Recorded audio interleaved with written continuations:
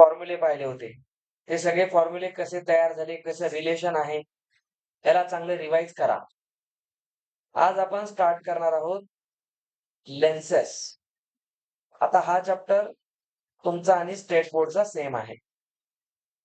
State बोर्डला जे काय म्हणू आपण त्याला 9th स्टँडर्डला त्यांनी कंप्लीट केलं होतं रिफ्लेक्शन. यावर्षी त्यांना फक्त रिफ्रॅक्शन आहे आणि लेन्स आहे. तुम्हाला यावर्षी दोन्ही होतं, रिफ्लेक्शन. आता तसं रिफ्लेक्शन आपण 9th मध्ये पण शिकलेलं आहे.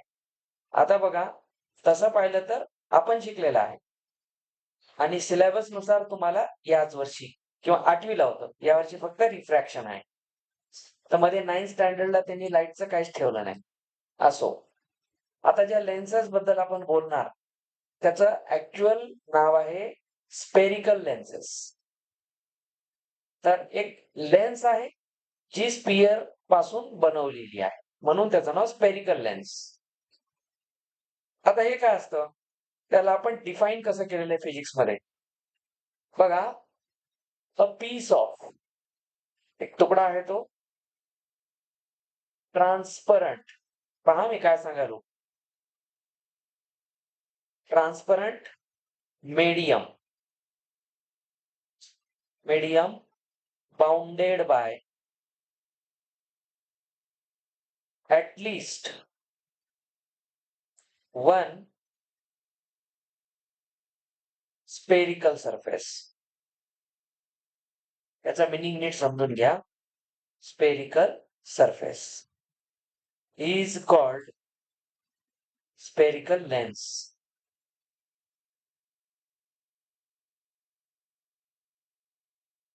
याचा मिनिंग असा आहे, काही शब्दांकडे लक्ष द्या. मीडियम ट्रान्सपरंट असलं पाहिजे. ऍटलिस्ट वनचा अर्थ आहे कमीत कमी एक, जास्तीत जास्त कितीही चालतो. ऍटलिस्टचा अर्थ हाच असतो. प्रॉबॅबिलिटी चॅप्टर मध्ये या लँग्वेजला चांगलं शिकायचं आहे आपल्याला. ऍटलिस्ट, ऍटमोस्ट असे वर्ड्स येतात क्वेश्चन्स मध्ये. तर ऍटलिस्ट वन स्पेरिकल सरफेस म्हणजे जेवढे सरफेस असतील त्या ट्रान्सपरंट मीडियमचे, त्यातला ऍटलिस्ट वन म्हणजे किमान एक कसा पाहिजे, स्पेरिकल पाहिजे. दुसरा प्लेनही चालेल, फ्लॅटही चालेल, त्यालाच आपण स्पेरिकल लेन्स म्हणतो. तर यामध्ये काय काय पॉसिबिलिटी आहे, तर थोडंसं लक्ष द्या. असं समजा की या पद्धतीने आपण याला घेऊ आणि इकडून याला फ्लिप करूया. ओके, आणि याला याच्यासोबत कनेक्ट करू. समजून घ्या. आता इथे दोन्ही जे सरफेसेस आहेत हे बघा स्पेरिकल आहेत, म्हणजे यांचे कर्व स्पेअर सारखे आहेत. ठीक आहे, चला एक काम करू. हे जे दोन आहेत हे स्पेरिकल आहेत. आता हा एक सरफेस घ्या, या सरफेस सोबत मी एक दुसरा सरफेस अटॅच करतो. तो आता प्लेन सरफेस आहे. पण यामध्ये तुम्ही बघा ऍटलिस्ट वन, एक तर स्पेरिकल आहेच. हा परत एक इथं स्पेरिकल आहेच. याचा अर्थ हा पण एक स्पेरिकल लेन्स आहे. यालाच आपण घेतलं परत. आता बघत चला, हे सगळे कर्व जे आहेत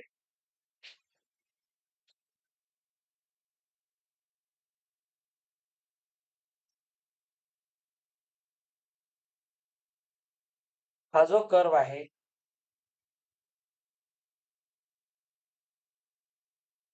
या कर्वला आता आपण परत फिरूया. हा, हे असं कॉपी पेस्ट आहे का, नवीन शोध लागला. चला, इकडे फक्त फ्लिप आहे. आता याला या पद्धतीने धरा.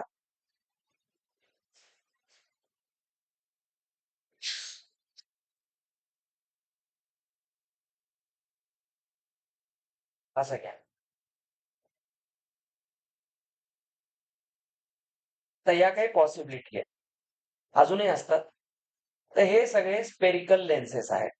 कारण यामध्ये एक तरी सरफेस ऍटलिस्ट वन म्हणलेले बाय डेफिनेशन आहे बिलकुल 2 सरफेस पैकी ऍटलिस्ट वन स्पेरिकल असला पाहिजे. म्हणजे त्याला स्पियर दिसला पाहिजे.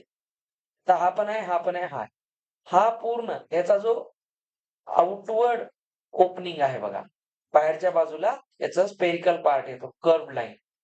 तर याला आपण म्हणतो कॉन्व्हेक्स लेन्स. ही प्युअरली कॉन्व्हेक्स लेन्स आहे. ठीक आहे. पहा, याला कॉनकेव्ह लेन्स म्हणतात. तर याच्यामध्ये एक कॉन्व्हेक्स आणि एक कॉनकेव्ह हा जो प्रकार आहे याला लेफ्ट टू राईट पाहायचं. लेफ्ट टू राईट कधी नाव लिहिताना एखाद्या लेन्सचं किंवा मॅथमॅटिक्स मध्ये सायन्स मध्ये नोटेशन असतं, नेमिंग करताना लेफ्ट टू राईट पाहतात. तर लेफ्टला प्लेन आहे आणि राईटला स्पियर आहे. पण हा स्पियर कसा आहे बघा, आउटवर्ड ओपनिंग आहे. तर याचं नाव असेल प्लेनो कॉन्व्हेक्स. एका साइडला प्लेन आहे आणि इकडून बाहेर आलेला आहे, प्लेनो कॉन्व्हेक्स. जर मी तुम्हाला हाच या पद्धतीने दाखवला तर हा प्लेनो कॉन्केव्ह होईल.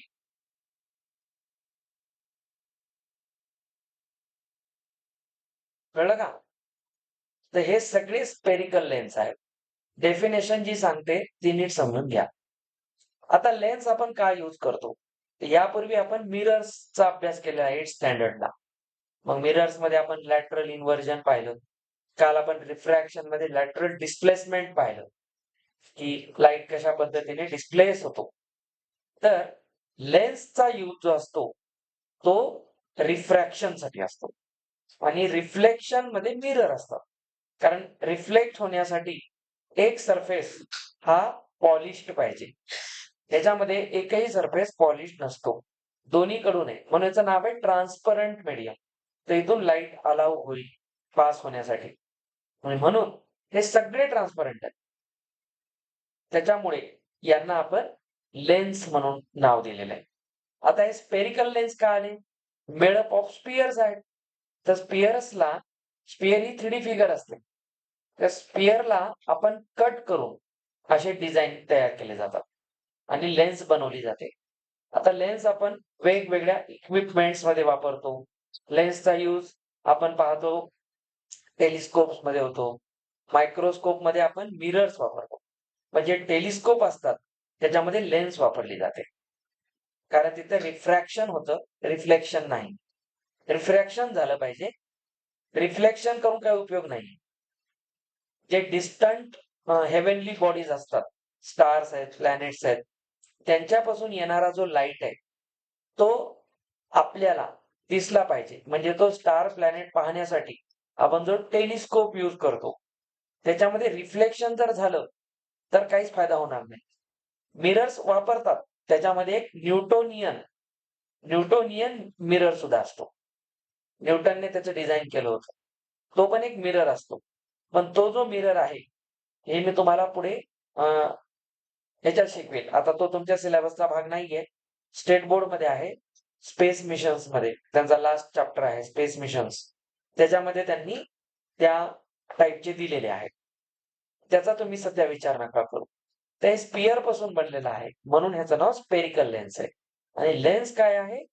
बोथ द एंड्स और both the curves are transparent. म्हणजे लाईट आपण इकडून किंवा इकडून इन्सिडेंट रे दोन्हीकडून टाकू शकतो.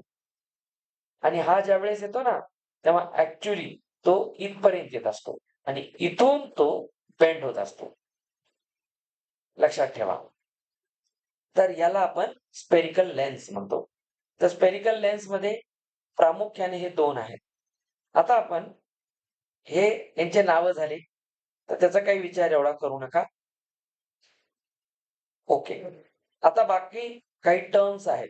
जसं आपण मिरर मध्ये पाहिल्या होत्या तशा काही टर्म्स आपण पाहतो लेन्स मधल्या. लेन्ससाठी काही टर्म्स आहेत. आता कोणकोणत्या टर्म्स असतील लेन्सेस साठी? नंबर 1 नीट बघा.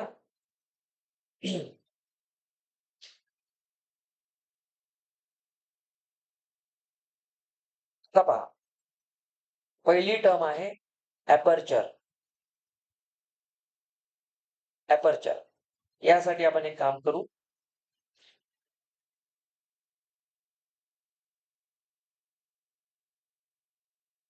समजा ही आपल्याकडे कॉन्व्हेक्स लेन्स आहे.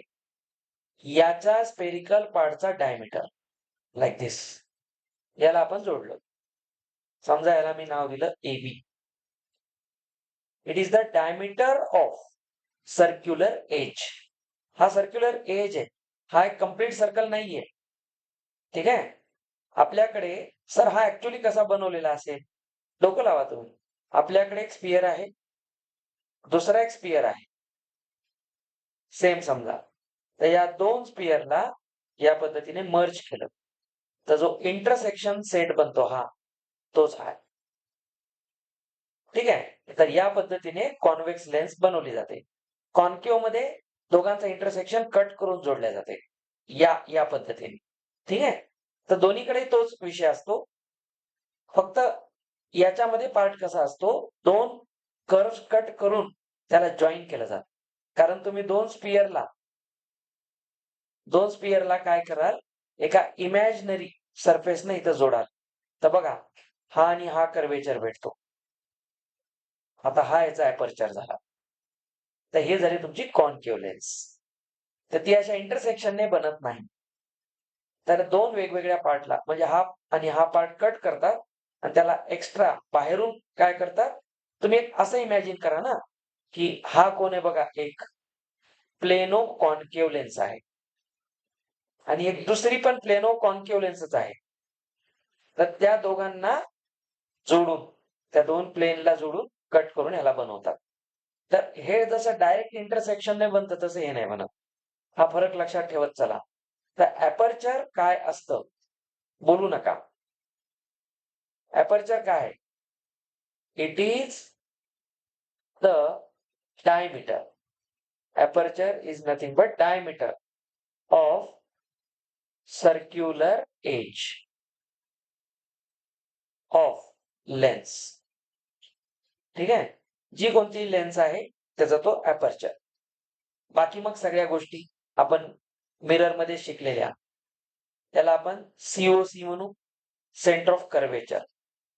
सेंटर ऑफ कर्वेचर सिंपल गोष्ट आहे. हा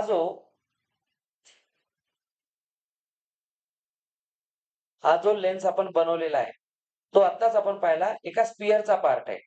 दोन स्पियरचं इंटरसेक्शन आहे. तर याच्यासाठी तुम्ही इमॅजिन करा, या अशा पद्धतीने इकडून याचा असा स्पियर असेल एखादा या पद्धतीने आणि याचा स्पियर असा असेल. बघ नाही, त्या दोघांचा हा इंटरसेक्शन आहे. तर या स्पियरचा इथं सेंटर येतो आणि याचा इथं सेंटर येतो. आता ही एकच लेन्स आहे, त्याला दोन सेंटर ऑफ कर्वेचर असतील. हे लक्षात घ्या. मिरर मध्ये एकच असायचा कारण दुसरी बाजू ओपेक असायची, त्याच्यामुळे तिकडं चान्सच नसायचा. मिरर मध्ये पॉलिश केला तर फक्त इन फ्रंट ऑफ आपण पाहत होतो. इथे तसं नाहीये. इथे स्पियरच्या दोन्ही पार्टला आपण सेंटरचा पार्ट म्हणून वापरतो. मग इथे लक्षात घ्या, तर सेंटर ऑफ कर्वेचर काय आहे? It is the centre of sphere of which the lens is a part. तर ही लेन्स ज्या स्पियर पासून आपण बनवलेली आहे त्याच्या सेंटरला आपण सेंटर ऑफ कर्वेचर म्हणतो. ठीक आहे. आता ह्याच्यामध्ये एक महत्वाची गोष्ट आहे. Lens has two centre of curvatures. लेन्सला दोन सेंटर ऑफ कर्वेचर असतात, C1 C2. ठीक आहे. मिरर मध्ये असं नव्हतं. तर दिसायला जरी दोन्ही कॉन्सेप्ट सेम असल्या तरी दोघांचे मिनिंग वेगळे. इथं सेंटर ऑफ कर्वेचर दोन असतात आणि याला C1 C2. आता दोन सेंटर ऑफ कर्वेचर आहेत तर दोन्हीकडून लाईटला चान्स आहे येण्यासाठी, म्हणजे दोन्हीकडून रिफ्रॅक्शन पॉसिबल आहे. याचा अर्थ त्याला 2 फोकस असतील. तर याच पद्धतीने आपण सेंटर ऑफ कर्वेचर, पुन्हा फोकस, मग फोकल प्लेन, फोकल लेंथ या कॉन्सेप्टला डिफाईन करतो. परत पुढे जाऊ. पुढचा जो कॉन्सेप्ट आहे सगळ्यात महत्वाचा, principal axis. Principal axis again बघा, हा जेव्हा 2 स्पियर पासून बनला असेल,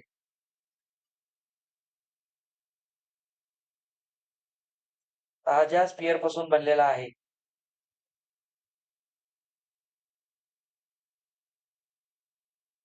असं समजा इथे 2 स्पियर असतील, तर या 2 स्पियरच्या सेंटरला जोडून पास होणारी लाईन, हा कोण आहे?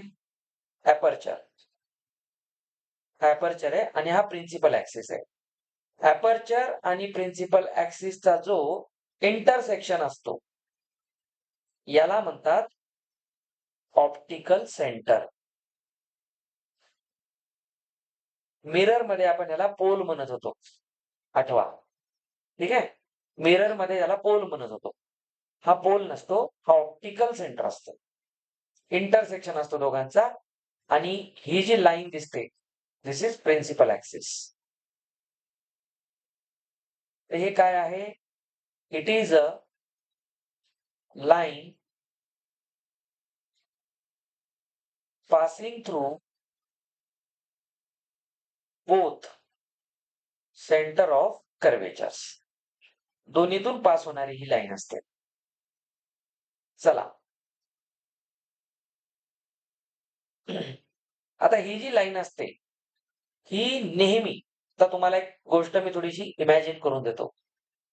ह्याच्यात एक महत्वाची गोष्ट लक्षात ठेवायची, and it is always normal to plane of lens surface. याच्या सरफेसचा जो प्लेन असेल त्याला तो नॉर्मल असतो. नॉर्मलचा अर्थ परपेंडिक्युलर. इसका फील लेंगे थोड़ा सा, तर समजून घ्या. आपण एक स्पियर घेऊ.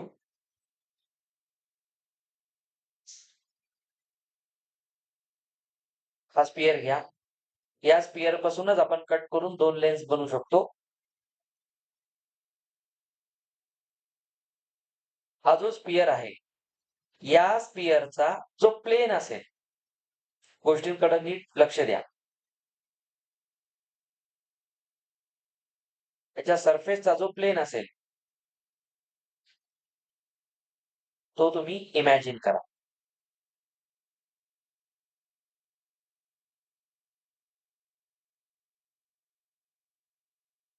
हा त्याचा एक प्लेन असेल. ठीक आहे.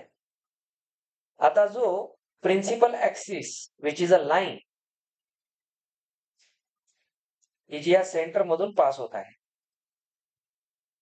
हा जो याचा प्लेन आहे, या प्लेनला इथेही परपेंडिक्युलर आहे. म्हणून त्याला म्हणतात it is always a normal. Normal म्हणजे परपेंडिक्युलर. या चॅप्टरचं नाव जॉमेट्रिकल ऑप्टिक्स आहे. तर खूप सारे जॉमेट्री माहित पाहिजे. प्लेन काय असतं, कसं, याला आपण प्लेन ऑफ द लेन्स म्हणतो. तर आपण इमॅजिनरी प्लेन काढलाय, असा खरोखर दिसणार नाही. आणि जर आपण हा प्लेन न काढता ठरवलं याचा प्लेन कसा असेल, तर तुम्ही इथे एक काम करू शकता. ह्याच्यासाठी तुम्ही सरळ सरळ या पॉइंट मधून एक टँजंट ड्रॉ करा. It is also better way. तर टँजंट त्या प्लेनचाच पार्ट असणार. तर बघा, आता इथे पण तुम्हाला एक परपेंडिक्युलर दिसेल. अल्टरनेटिव्हली आपण असे म्हणू शकतो. तर इथे हेच लक्षात ठेवायचं, principal axis is normal to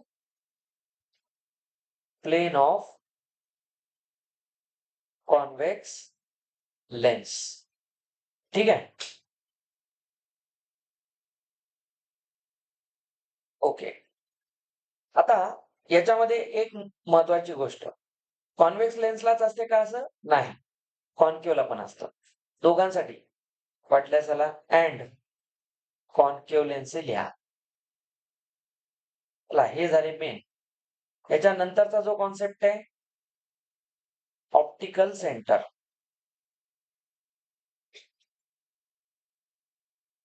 optical centre O लेटरने दाखवतात.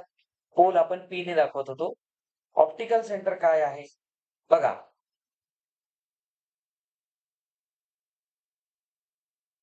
हा. याचं डेफिनेशन थोडंसं वेगळं आहे. It is a point.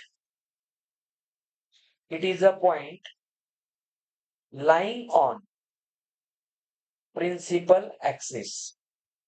हा पॉइंट प्रिन्सिपल ऍक्सिस वर असतो. Through which light ray passes undeviated. ही डेफिनेशन आहे. अनडेव्हिएटेड म्हणजे जेव्हा प्रिन्सिपल ऍक्सिस मधून लाईट रे जाईल तेव्हा तो ज्या रस्त्याने आला तसा सरळ निघून जाईल. डेव्हिएशन होणार नाही. तो आपला रस्ता भटकणार नाही. म्हणजे तो काय होणार नाही? रिफ्रॅक्ट होणार नाही. म्हणजे आपण असं इमॅजिन करू की हा आपला स्पियर आहे. हा प्रिन्सिपल ऍक्सिस आहे. तर याच्या अलॉंग जर मी एक इन्सिडेंट रे टाकला, इन्सिडेंट रे टाकला, हा इन्सिडेंट रे पुढे ट्रॅव्हल करत आला इथपर्यंत, तर हा प्रिन्सिपल इथून परत इकडे जाईल. जेव्हा तो या सेंटर मधून पास होईल तेव्हा तो रिफ्रॅक्ट होणार नाही, सरळ निघून जाईल. त्याने कुठेही स्वतःला इथे आल्यानंतर असा तो गेला नाही किंवा असा गेला नाही. तो डेव्हिएट नाही झाला. तर जेव्हा लाईट रे प्रिन्सिपल ऍक्सिस वरून पास होईल तेव्हा तो अनडेव्हिएटेड जाईल आणि त्याच पॉइंटला आपण म्हणतो ह्याच्यातून पास होताना. ठीक आहे. प्रिन्सिपल ऍक्सिस वर असला पाहिजे तरच तो अनडेव्हिएटेड राहील. जर इकडे तिकडे दुसरीकडे जर तो गेला तर मात्र तो डेव्हिएट होईल, रिफ्रॅक्शन होईल. ते दोन टाईपचं होईल. रेअरर टू डेन्सर असेल तर मग ते टुवर्ड्स द नॉर्मल होईल. हे आपण पाहिलेलं आहे सगळं रिफ्रॅक्शन मध्ये. याच्यामध्ये याच्यानंतरचा जो कॉन्सेप्ट असतो फर्स्ट प्रिन्सिपल फोकस, त्याला आपण कॅपिटल F1 म्हणू. जसं सेंटर 2 असतात तसे त्याला फोकस सुद्धा 2 असतात. एक असतो first principal focus.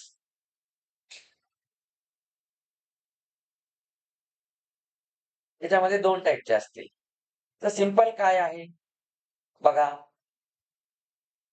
It is a point on principal axis. हा पण प्रिन्सिपल ऍक्सिस वरचाच पॉइंट असतो. At which refracted rays meet or converge. ठीक आहे. हे सगळे कन्वर्ज होतील, एका जागेमध्ये भेटतील. असं म्हणा की आपण लेन्स घेऊ. ही लेन्स घेतली. या लेन्सला आपण हा प्रिन्सिपल ऍक्सिस घेऊ. समजा एक इन्सिडेंट रे आला, तो इथून आला आणि इथून त्यानं केलं रिफ्रॅक्शन. ठीक आहे. रिफ्रॅक्शन केलं. हे रिफ्रॅक्शन इथं आहे. थोड्या वेळाने एक दुसरा रे आला. हे एकच ठेव. आता त्याचंही रिफ्रॅक्शन झालं. त्यानंतर इकडून एक आला. याचं रिफ्रॅक्शन या पद्धतीनं झालं. तिसरा एक आला. याचं रिफ्रॅक्शन या पद्धतीनं झालं. तर हे सगळे ज्या पॉइंट मध्ये एकत्रित येतील on principal axis, this is principal focus. ठीक आहे. हा एक फोकस आहे. एक गोष्ट लक्षात घ्या. जर इकडे आपला C1 असेल, लक्षात येते तुमच्या? C1 इकडे राहील. इथं जर C1 असेल तर इकडे F1 असेल. कधीही फोकस जो प्रिन्सिपल फोकस असतो तो C1च्या पुढे नाही जात. त्या प्रिन्सिपल ऍक्सिसवर C1च्या पुढे नाही जात. याच पद्धतीने सेम डिस्टन्सवर या ऑप्टिकल सेंटर पासून सगळं मोजतो आपण. तर सेम डिस्टन्सवर जर इथे C2 असेल तर या ठिकाणी असं जरा इथे कुठेतरी F2 असेल. तर C1, C2, F1, F2 या पद्धतीने आपण प्रिन्सिपल फोकस काढतो. प्रिन्सिपल फोकस 2 असतात. म्हणून त्याला F1, F2 म्हणतात. 2 सेंटर ऑफ कर्वेचर, 2 प्रिन्सिपल फोकाय. तर या पद्धतीने हे चालतील. बोलू नका मध्ये मध्ये. चला, आता आपण जेवढ्या गोष्टी बोललो त्यातली एक मेन कॉन्सेप्ट इथं राहते, दॅट इज फोकल लेंथ. हा तर सगळ्यात महत्वाचा पॉइंट आहे. आपल्या सगळ्या चष्मेवाल्यांसाठी महत्वाचा आहे. Focal length small f. ठीक आहे. फोकल लेंथ लेंथ आहे म्हणजे एक डिस्टन्स आहे. हे डिस्टन्स काय असतं? It is the distance between optical centre and principal focus. ठीक आहे. मध्ये मध्ये बोलू नका. त्याला फोकल लेंथ ऑप्टिकल सेंटर आणि प्रिन्सिपल फोकस मधलं डिस्टन्स आहे. तर या ठिकाणी मागच्या याच्यामध्ये जर आपण ऑप्टिकल सेंटर पासून फोकस पर्यंत कनेक्ट केलं, दिस रेड लाईन सेगमेंट ही लेंथ आहे. Length is measurable. त्याच्यामुळं तो एक सेगमेंट असतो. हाच आपला काय असणार आहे? Focal length. ठीक. ही झाली त्याची डेफिनेशन. आता राहिला फोकल प्लेन. त्याचं सध्या तुम्ही डोक्यात धरू नका. आता मेन गोष्ट लक्षात घ्या. इथे मी देतो तुम्हाला टिप किंवा नोट. महत्वाचा नोट आहे. Convex lens is converging lens. Is converging lens. Convex lens आणि कॉन्व्हेक्स मिरर यांच्यामध्ये उलट रिलेशन आहे. मिरर मध्ये कॉन्व्हेक्स मिरर हा डायव्हर्जिंग होता आणि तिथं कॉन्केव्ह मिरर कन्वर्ज करत होता. इकडे उलटी स्टोरी आहे. जॉमेट्रीनं सांगितलं. कन्फ्युज होते म्हणून तर जॉमेट्री काढून पहा म्हणलं ना. जॉमेट्री लक्षात ठेवा. काचं उत्तर आहे जॉमेट्रिक कन्स्ट्रक्शन. प्रॅक्टिकली जेव्हा आपण ऐका बेटा, जेव्हा जेव्हा आपण ऍक्च्युअली लाईटचे लेन्स वापरून प्रयोग केलेले, मी काय करतो, उद्या आठवणीनं मला फक्त मेसेज टाक. माझ्या शाळेतली किट आणतो मी. या टेबलवर आपण ते तयार करून घेऊ. ते कन्वर्जिंग डायव्हर्जिंग तुम्हाला दाखवतो. आमच्या शाळेमध्ये या सगळ्या टाईपच्या लेन्स आहेत त्या लॅबमध्ये. तर उद्या मी तुम्हाला ते आणून प्रॅक्टिकली दाखवतो. आपण लाईट बंद करून त्या लाईटचा फील घेऊ. ते कसे येतात त्याच्यामधून. मस्त आहे. आमच्याकडे मोनोक्रोमॅटिक लाईट पण आहे. बोलू नका बेटा. आणि जो कॉन्केव्ह लेन्स असतो is diverging lens. Is diverging lens. याचा अर्थ असा आहे की जर कॉन्व्हेक्स लेन्स असेल, मध्ये मध्ये बोलू नका, तर हे जे रिफ्रॅक्शन होत आहे हे इथे एका जागी हे कन्वर्जिंग असेल आणि हा जर डायव्हर्जिंग असेल कॉन्केव्ह, तर इथून जर लाईट रे आला तर हा इकडे जाईल. हा जर इकडे आला ह्याच्यावर इकडे कुठेतरी जाईल. इथे जर आला तो अनडिवेटेड जाईल. इथे सेंटर असेल तर ऑप्टिकल सेंटर, इथून तो इकडे आला असा जाईल. या पद्धतीने तर आपल्याला यांचं जे इंटरसेक्शन आहे हे यांना मागे ओढून बघावं लागेल. तर इथे तो पॉइंट सापडेल. म्हणून हे इमॅजिनरी असतं. म्हणून तयार होणारी इमेज व्हर्च्युअल इमेज असते. तर उलटी स्टोरी आहे ही. तर कन्फ्यूज होऊ द्यायचं नसेल त्याची जॉमेट्री लक्षात ठेवा. ह्याचं जर कोणी विचारलं असं का, तर याचं उत्तर हे आहे, एक्सपेरिमेंटली इट इज प्रूव्ड.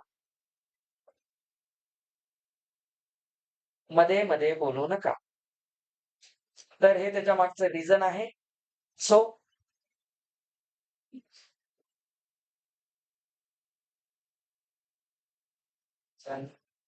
आता तुझा प्रश्न असा आहे, इफ आय एम करेक्ट, तुझं म्हणणं आहे की रिफ्रॅक्शन असंच होईल हे कसं ओळखायचं? बरोबर. त्याच्यासाठी मी फार मोठी स्टोरी मागच्या 4 दिवसात शिकवली रिफ्रॅक्शनची. गोष्टीकडे लक्ष द्या बेटा. ऐका. आपण ही जी स्टोरी शिकली होती ग्लास लॅब काढून, तर जेव्हा इन्सिडेंट रे येत होता तेव्हा कसं कळत ते इकडं जाईल का इकडं जाईल? हाच तुझा प्रश्न आहे. तर त्याच्यासाठी नॉर्मल ड्रॉ करा. 1 मिनिट. रेकॉर्ड व्हायला चू चू चू आवाज नको. तर जेव्हा आपण याचा नॉर्मल काढू त्यावेळेस आपण 2 गोष्टी पाहत होतो, रेअरर आणि डेन्सर. तर तुम्हाला या ठिकाणी असं आहे. आता तुमचा जो प्रश्न आहे, रेअरर डेन्सरची स्टोरी कशी लक्षात राहील? 1 मिनिट.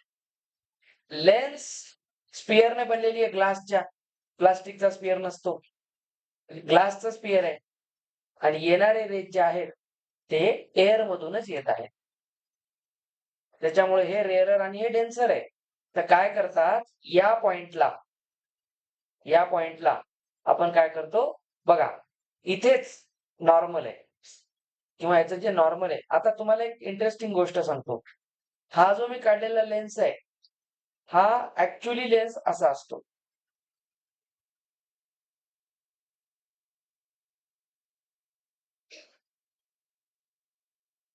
हा पाहिजे तेवढा स्ट्रेट लाईन सारखा असतो.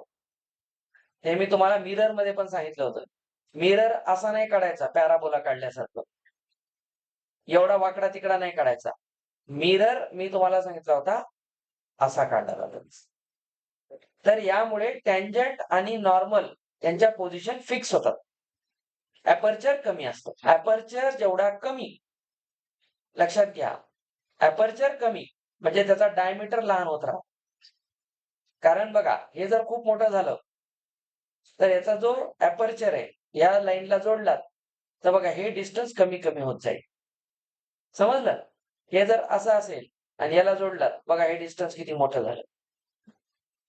तर हा जो पॅराबोला आहे ना, हा y इज इक्वल टू हा x is equal to y square आहे. हा minus x is equal to y square याचं इक्वेशन असते त्या पॅराबोलाचं. आज शिकवलंय मी 12वीला. आता लक्ष द्या, कोणतं मीडियम आहे आणि नॉर्मल कुठं आहे त्याच्यावरून towards the normal, away from the normal, याच्यावरून आपल्याला कळते की रिफ्रॅक्शन कोणत्या डायरेक्शनला होते. क्लिअर? आता पुढचे 5 मिनिटं लक्ष द्या. आता आपल्याला पाहायचं आहे लॉज ऑफ लॉज नको, रूल्स फॉर, बोल नका, रे डायग्राम्स. उद्या डायग्राम काढू आपण. रे डायग्राम्स युजिंग लेन्स. लेन्स वापरून जर आपल्याला काढायचे असतील तर तेच नियम आहेत जे आपण आधी पाहत होतो. पहिला नियम, जो इन्सिडेंट रे आहे, बोलू नका, इकडे लक्ष द्या. Incident ray parallel to principal axis, जर आपण तो टाकला तर तो पासेस थ्रू F1. तर तो F1, आता F नाही, F1 F2 दोन आहेत आपल्याकडे. ठीक आहे. प्रिन्सिपल फोकस मधून जातो. सगळ्यांचं लक्ष इकडे पाहिजे. पहिला रूल म्हणजे असं समजा की ही लेन्स आहे, हा प्रिन्सिपल ऍक्सिस आहे, पॅरलल टाकलं तर हा जातो इथल्या प्रिन्सिपल फोकस मध्ये. हा पहिला रूल आहे.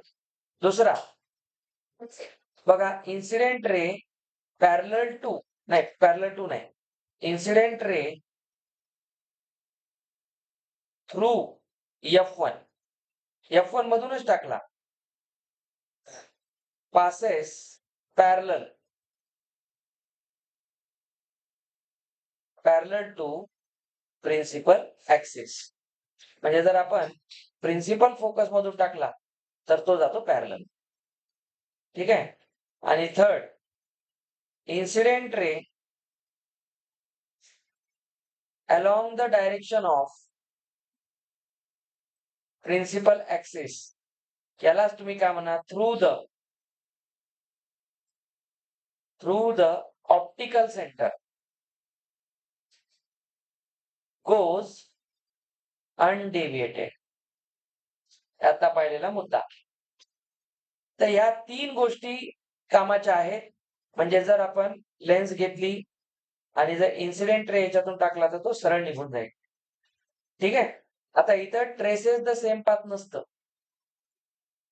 ते त्याच रस्त्याने वापस यायचा चान्स कोणाला होता? ओपेक असल्यामुळं, पॉलिश असल्यामुळं मिरर मध्ये होता. इथे रिफ्रॅक्शन आहे, त्याला तिकडे अडवणारे कोणी नाही. नाहीतर पुन्हा म्हणतात ट्रेसेस द सेम पाथ.